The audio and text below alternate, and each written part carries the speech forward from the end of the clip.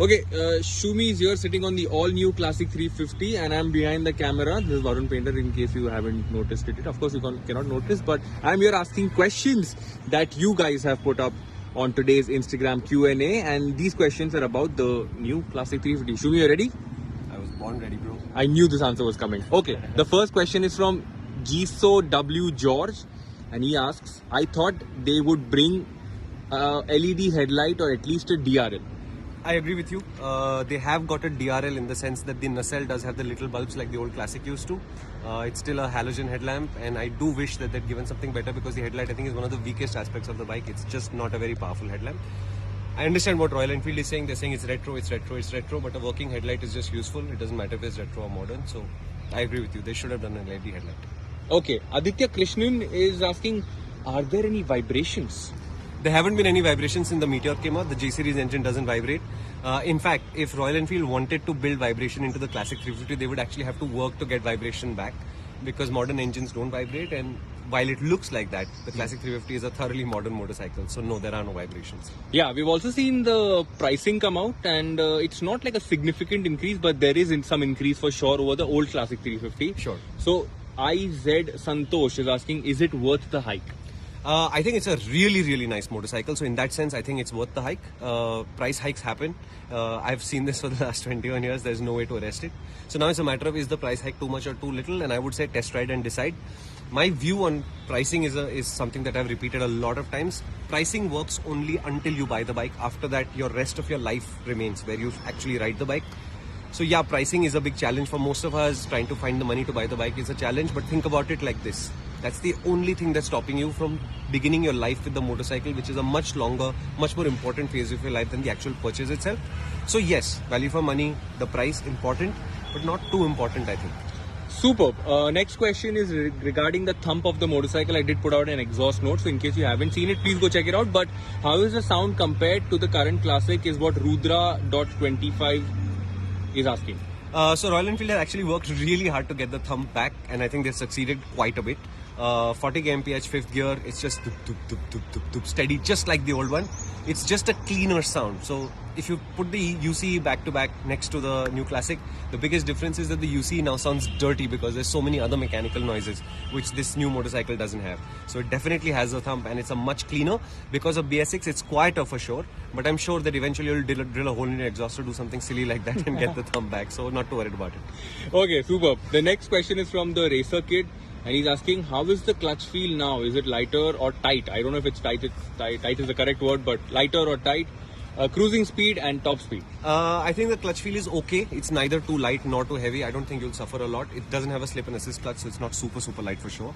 Apart from that, the performance, the acceleration is okay. It's about 1.6 seconds slower than the Meteor, which is primarily because of the rear wheel, because the diameter is bigger, so it's a higher geared motorcycle, as it were. But I would not call it slow. It's not even lazy. It's somewhere in the middle where it takes its time to do things, but it's not feeling like it's being reluctant to do them. So that's actually quite okay. I would say highway cruising speeds, I would say 80-90 is possible. Top speed is claimed 115. It'll be a little bit lower than that because Royal Enfield generally use a light rider to do it. Most of us aren't that light, so our actual top speed will be a little bit lower.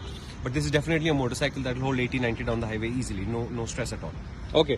D_Darkside has a question based on customization, and that question is regarding wheels. So, do all variants have alloy wheels? There's only one standard variant that gets alloy wheels, and that is the one called the Dark. I don't have the prices on me right now, but check the prices out. The range is from 1.84 lakhs for the bottom to about 2.1 lakh, 2.15 lakhs for the top model. The Dark is somewhere in there.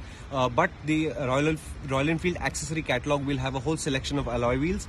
If I remember from the presentation, there were at least 3 or 4 designs in there. So you can go and select those and add them back to your motorcycle and get alloy wheels on practically any variant you want. But as standard, it's only the Dark version. Okay. Vivek_VTV. I thought it's going to be VVT, but it's VTV. He's asking, and this is related to ground clearance. So the brake pedal used to touch the tarmac when braking on a speed breaker. Happens with this Gen 2 ? I would suspect that it doesn't, because now it has disc brakes on all the models, and disc brake pedals generally don't move that much. But I would ask you this: If your brake pedal is still depressed when you're going over the speed breaker, you're actually making a riding error and you shouldn't be doing it at all. You should have finished your braking before you hit the speed breaker. In most cases, to get more comfort out of the motorcycle, I will actually have the throttle open a little bit as I climb the speed breaker. It makes the bumps a little bit easier to absorb because you've got suspension extended, you've got a little bit more suspension on your side.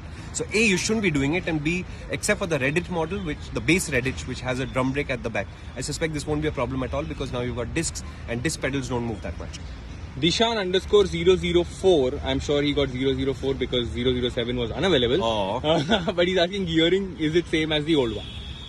It should be similar. I'm not sure if numerically it is exactly the same as the previous Classic or not, but the performance is certainly in the same band.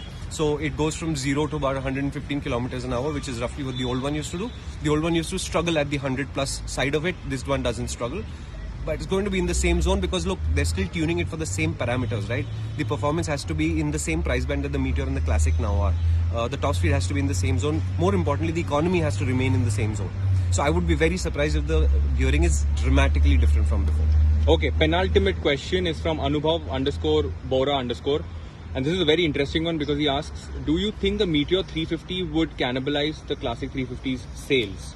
Honestly, if we have a showroom where two bikes are very similar to each other, they are going to take away sales from each other as people come to the showroom, take test rides and sort of fall in love with the other bike, as it were. I don't think any manufacturer in India or abroad stops to think about this for even a minute, because as long as the sale remains in their showroom, I don't think they really worry about it. So let's assume that, say, Royal Enfield makes 20 rupees more selling a Meteor than a Classic.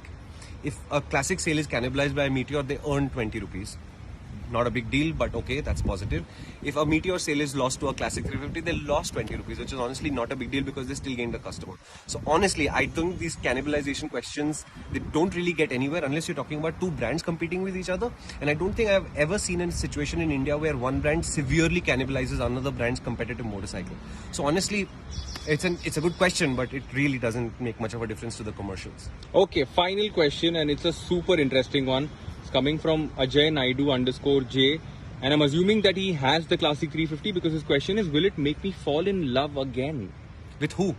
With Okay, so what I really loved about the Classic 350 is that it goes and feels a lot better than the spec sheet says, a lot better than what you think if you've ridden the Meteor before.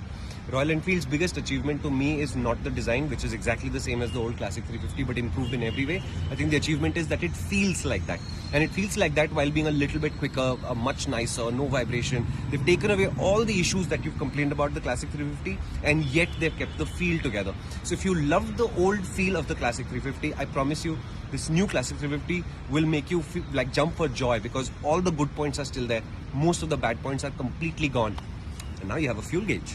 Oh yes, and finally, any sign-up line, because the first ride video is already up and running. Yeah, and so we have so much in the pipeline. Correct. So we have the first ride video already out. I know you want to see what this motorcycle will be able to do on the road versus the Meteor, versus the Java, versus the CB350s from Honda, versus the Benelli Imperiale. The only negative I have is we couldn't get a Benelli Imperiale test bike, so that's not in the stories.